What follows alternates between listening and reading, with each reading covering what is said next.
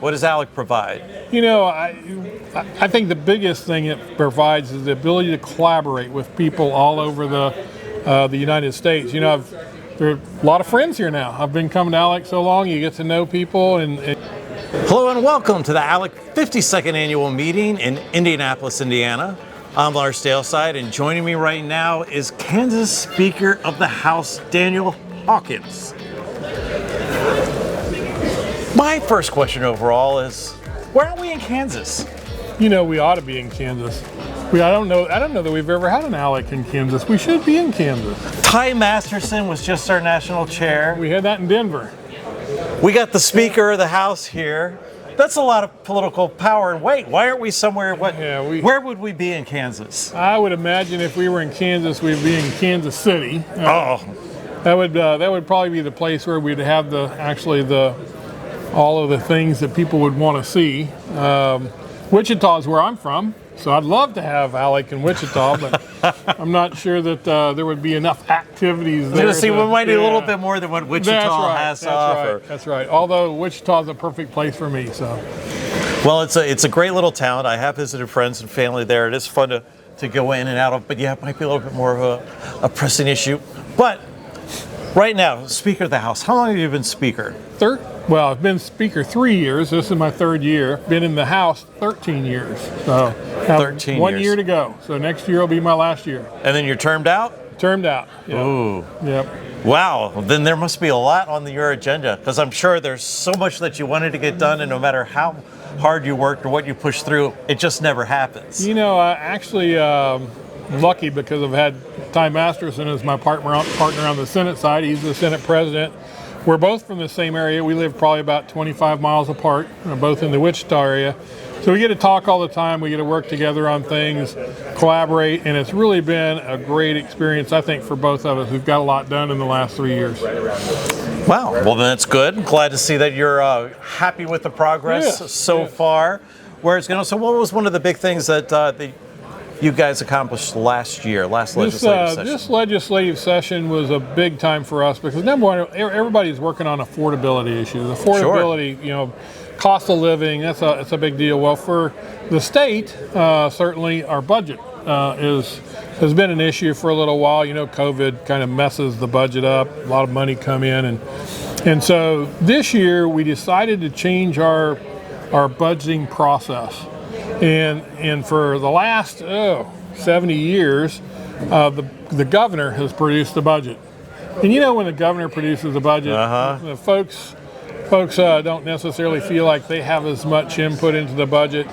And certainly our budgets went up under this governor. Isn't it strange that in Kansas we have a Democrat governor, but we have a super majority on both the Senate and the House. And that budget went up about 60% over her tenure, 7 years. Holy smoke! Yeah, it's went up high, and so we decided it was time for us to really take that back over. So 1957 is when the governors started producing the budget, and this was the first year since 1957 that the legislature produced its own budget, introduced it the first day of session, and then worked it through the whole process. So you know, you can't do something brand new without a couple of little kinks here and there, but we've worked through those. We'll change a little bit for this next upcoming session next year, but we feel like we've done a pretty good job. We cut $210 million out of the budget over last year. Nice. $43 million less than the governor, and the governor still says that we spend too much, but we cut $43 million. Our budget ended up being $43 million less than what the governor proposed. So I think we did a pretty good job at the budget. We still got work to do. I think we'll come in next year and we'll probably cut another $200 million out of the budget. That'd be fantastic. It's amazing to think that, you know, 13 years there in office, here you are cutting $200 million there, $200 million here. And that first $200 million is probably the easy one to cut.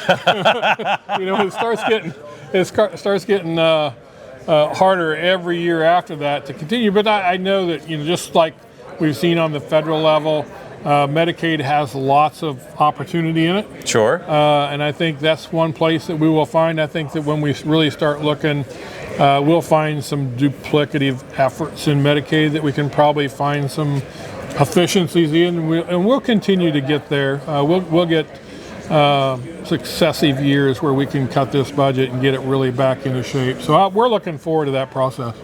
You know, it's interesting to sit here and I'm like, wow, this guy, he's a seasoned politician. He's very polished up. He's got his ideas, and they're just popping out one after another, just the way that you should. What were you doing before you got into office? Well, I got to tell you, after 13 years, you ought to be able to do that, shouldn't you? You ought to be able to sit there and talk through things and get it done. So I've been in the insurance business for 30 years. On October 1st of this year, be my 30th year, be the finish of my 30th year.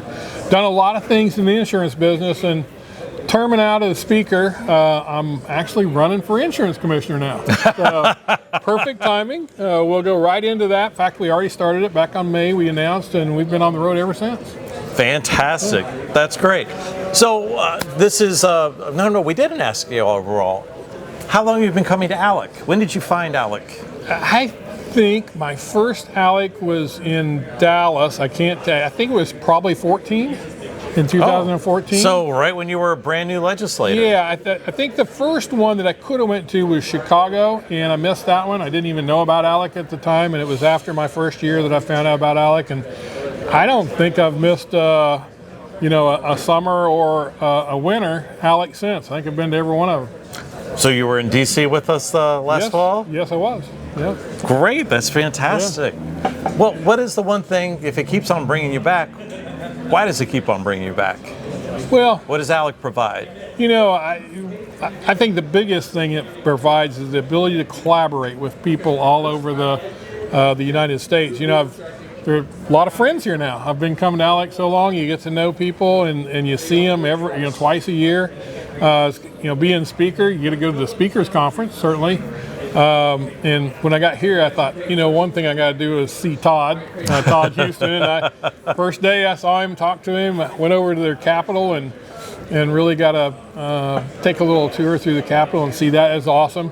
But just really the ability to collaborate with folks is really a big thing. It must be very interesting as you were talking about that, you meeting the old friends and seeing Todd and all that. It's not as if you guys just came in as speakers. No. It's like all of a sudden there's Todd, there's Johnny, there's Mike, there's Jim, and all of a sudden they're rising through the ranks. You have like Ty, who's over there, the president of the Senate, and then Todd over there, now he's the Speaker of the Indiana House, and that must be amazing to sit there and watch everybody sort of grow, hopefully grow. Well, it really is. I remember one of the early ALECs I went to, I think that was probably at Scottsdale. It was a winter. It was a December one, I know, so it had to be at Scottsdale. I met a young Republican from Illinois, and of course I was fairly new in the legislature at the time too. And I was amazed that actually Illinois had Republicans. And we sat there and talked. We must have talked, for an hour or two that day. I have never seen him since, so I'm not sure what happened to him. He's never been back, but it was kind of neat seeing a Republican from Illinois. So I thought you were going straight into a Blues Brothers thing right there. Well, that's great. So now, I know you said you're looking to cut some another $200 from the budget for next year, but this is your last year as Speaker, your last year in the state legislature. Is that the only thing? You have one little thing you're trying to push over the finish line, or as Speaker, do you have to sort of sacrifice?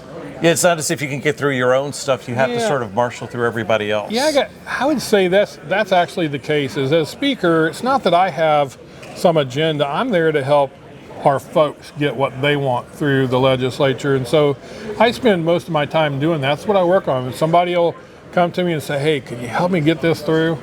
And help them get it through. And we have a lot of successes. We actually have a governor in Kansas that loves to veto. This year we did 29 veto overrides, which was a record. So really it's just about helping others. People will say, what's your agenda for next year? My agenda is that the House of Representatives is the best house they've ever seen. And that means that all of my folks get what they want. Yeah. So it's really not as much about what I want, but what they want. And if they get what they want, I'm a happy camper. Can't think of a better way to wrap things up. Yeah.